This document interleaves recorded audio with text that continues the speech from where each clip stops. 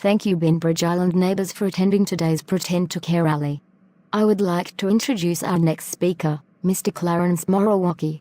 He needs no introduction, but let me list just some of his accomplishments. He founded and was longtime president of our Bainbridge Island Japanese American Exclusion Memorial, which reminds us all that when it comes to excluding neighbors from our island in violation of their constitutional rights, we should let it not happen again. More recently, Mr. Moriwaki got government to exclude a neighbor from parts of our island because Mr. Moriwaki did not like that neighbor's First Amendment protected speech, because that speech criticized him for his vocal support for politicians who made FDR's indefinite detention camps legal to repeat today, and because he did not like being criticized for remaining publicly silent about SB 5176. A state bill that would make it illegal for Washington officials to cooperate with President Trump and the DHS were they to attempt to round up our Muslim neighbors under the law that was passed by Mr. Moriwaki's political friends. So without further ado, Mr. Clarence Moriwaki. I wanted to be as positive as I could, so I found that little sliver. At least Korematsu was finally, the underlying order of Executive Order 9066 was finally found unconstitutional, and yet the findings of it they used to justify the Muslim ban. We've got to stop the intolerance. Yes, Clarence is right, we must stop the intolerance.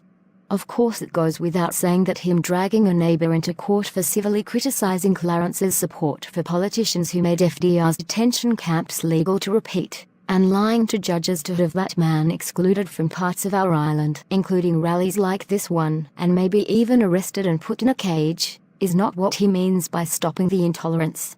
Clarence has a very special definition of intolerance.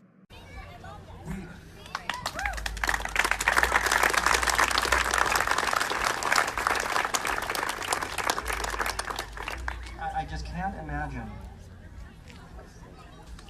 what is happening. I just read that we thought it was around 2,000 something children. I just read that there are perhaps double that. It could be more. It could be more. And you're going to hear about this later. You're going to hear about this later from the next speaker about the trauma, the long-term trauma this has on children. We all heard the crying children on that tape.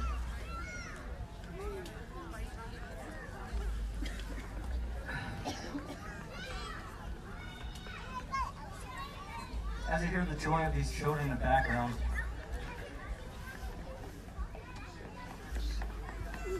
It's okay, Clarence, we love you. You can do this.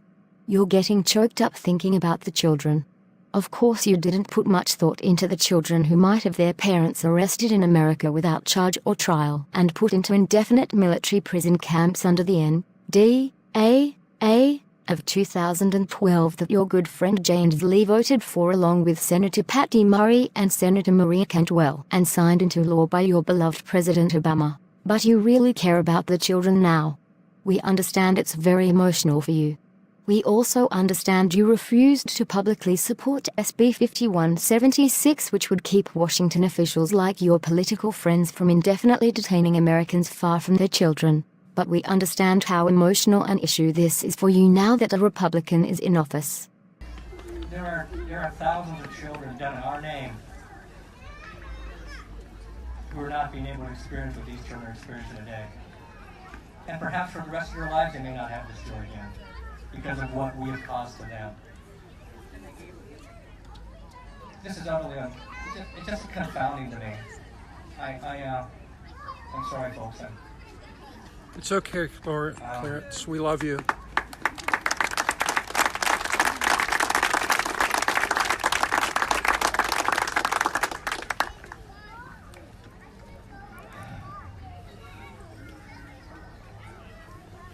You know, when I talk to kids about this, Dr. Kitamoto, many of you remember Dr. Frank Kitamoto. He was the president of our Japanese American community for more than a quarter century, and he said it best: the opposite of love is not hate, it is fear. The opposite of love is not hate, it is fear. And when I give my presentation to kids, I go, now your parents always tell you in your life, be brave, be strong. And that's a good thing. You want to be able to be strong. And you know, and I said, you guys know what adrenaline is? It's when you have fear, like when there's there's a house fire, or heaven forbid you have a lockdown at your school. Yes, fear like a house fire or an active shooter lockdown at your school. Or the kind of fear generated because somebody has a car with multiple cameras in it and because somebody civilly criticizes you in the public. Fear that leads you to have nightmares and to call the police on a neighbor urging them to use caution. That kind of fear. His evidence of his spy car, anti-cop car with all the surveillance information in it, indicates that this individual has used this kind of technology to record events, and there's no reason for me to believe that he may be doing that also in a car across the street or just in his person. So I need that 500-foot barrier. This is frightening, strange stuff. I've never had to deal with this in my own personal life. And so I'm very concerned about the weapons, and especially the car. He took the page down, that page about me, from the temporary order, and ceased proceeding to criticize me. In response to the temporary protection order, he said in that declaration, but he, Reinerson, would like to resume the online criticism. I need some relief. I've really had nightmares over this. It's been very grueling and very difficult in myself, personal relationships, and other issues. Fear pushes adrenaline. It's like a turbocharger to an engine. It just heightens up your body. You can run faster. Your senses are more aware. It's there to preserve you. It's called fight or flight. But today, we're living in a manufactured fear. This is made up. There's no reason to fear Muslims. There's no reason to fear... Clarence is right. There is no reason to fear Muslims. Sure, there are large Muslim nations that hate our country and large groups of individuals in those nations instructing people to attack us here at home. But those people are not all Muslims. Certainly some people are bad, like Adel Hassan, the shoe bomber, the Boston Marathon bombers, those who planned and inflicted the 9/11 attacks, the man who shot up the Marine Corps recruiting station in Tennessee, the Pulse shooting of the nightclub in Florida, the truck driving through crowds in New York, and many others. But those are not all Muslims, and we should therefore not fear all Muslims. To fear all Muslims despite the actions of some Muslims is not right. Speaking of manufactured fear, what is it when people fear all American gun owners despite the statistics and incredible rarity of school shootings? Is it not manufactured fear when somebody like Clarence uses a harmless Facebook analogy to dishonestly claim that he was being physically stalked, which results in his friends saying they will show up with a bat? Is it not the height of manufactured fear to lie about a person saying that in an analogy he was outside in the public talking to neighbors, and then use that to dishonestly claim fear for your life that prompts others to call for the death of a neighbor? I digress. People trying to just have a better life or freeing the horrific happenings in Honduras and Nicaragua. This is made up, just like it was for the Japanese Americans. Not one Japanese American is even charged with a crime, let alone convicted of any kind of disloyalty or anything against our country. Not one. And yet here we are, doing this to innocent people who are repeating it. While Clarence is right that we should not fear all Muslims, that is a separate question from deciding who we let into our nation from other countries. And Clarence is wrong to draw a parallel between our immigration policy and the indefinite detention camps under FDR. That is just dishonest at best. Clarence's parallel would be justified were he to argue that during World War II we should have allowed people from Japan to enter our nation. Regardless, Clarence is the exact wrong person to be talking about manufactured fear. Clarence most definitely manufactures fear through lies to wield against his neighbors that he disagrees with. And the body cannot do this. The body can't live on adrenaline. Your body's going to wear out. And just like our body politic, we're wearing out. I'm wearing out. I'm tired of it. And I tell the kids, you have to stand up, and they go, because it's a concept. When people get bullied.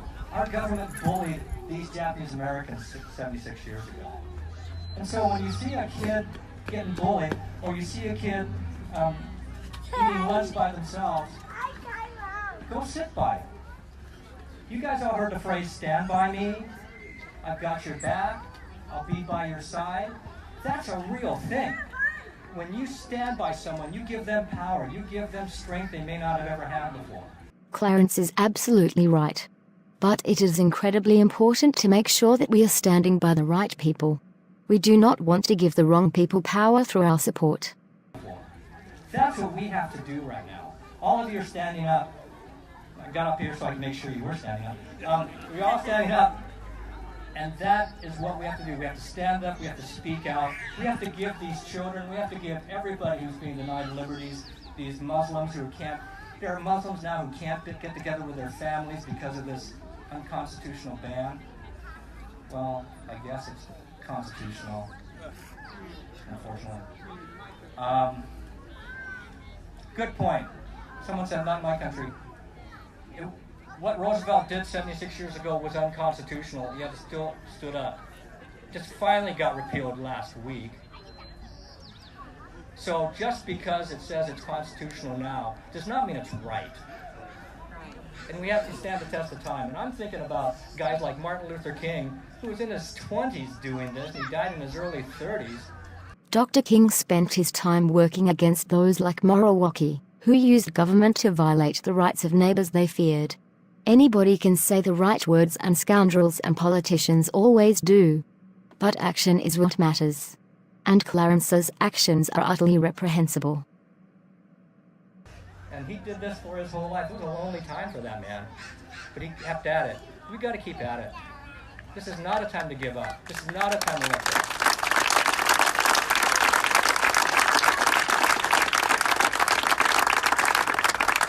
And just like Walt Woodward and the Rabers who took care of the Coors farm for $1 and returned it back to him, to the Nartes who looked after the Kitamoto's farm and then gave it back to them when they came back. That's the Bainbridge Island tradition. Standing up for your friends and neighbors, believing in what's right, believing in the rule of law. That should be the American tradition throughout the country.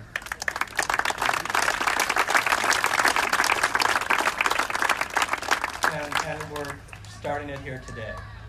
So thank you all for turning out. Thank you for your support. Most of all, thank you for being real patriotic Americans. Clarence Moriwaki is not on the right side of history. He is a hateful, insecure liar who assembles lynch mobs to wield power. Nothing more. Clarence knows nothing about real patriotism. Break and Lauren's going to be playing us some wonderful music. Please make your way over to the Kind table. This is a fundraiser. Get some. Thank you all for showing up to the Pretend UK rally. Remember to come back next week when Colonel Sanders speaks to us on why meat is murder. Bye now.